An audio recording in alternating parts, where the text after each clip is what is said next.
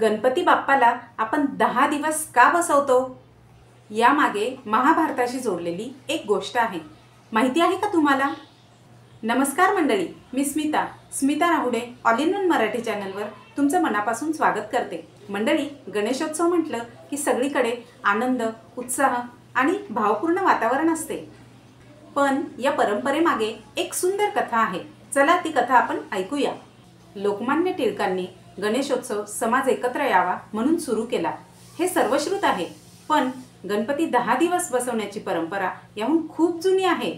हे दिवस ऋतुबदलाचे असतात. पावसाळा संपून शेतात नवीन उत्साह आणि तोच उत्साह आयुष्यात यावा म्हणून ही पूजा केली जाते.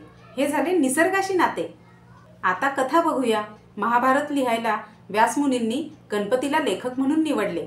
महाभारत पूर्ण होण्यास 10 दिवस लागले होते असे मानले जाते. महाभारत पूर्ण झाल्यानंतर गणपतीच्या शरीराचे तापमान प्रचंड प्रमाणात वाढले होते. ते कमी करण्यासाठी, त्याच्या अंगावरील माती काढण्यासाठी महर्षी व्यासांनी गणपतीला पाण्यात विसर्जित केले. या 10 दिवसात गणपती बाप्पाला महर्षी व्यासांनी विविध पदार्थ दिले आणि यातूनच ही 10 दिवसांची प्रथा सुरू झाली असे मानले जाते. मित्रांनो, ही आहे गणपती बाप्पाची कथा.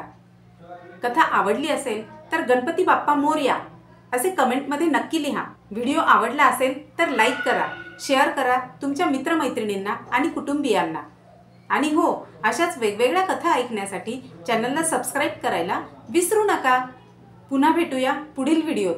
तोपर्यंत निरोगी रहा, हसत रहा आणि Smita Rahude all in one Marathi चॅनलला पाहत रहा.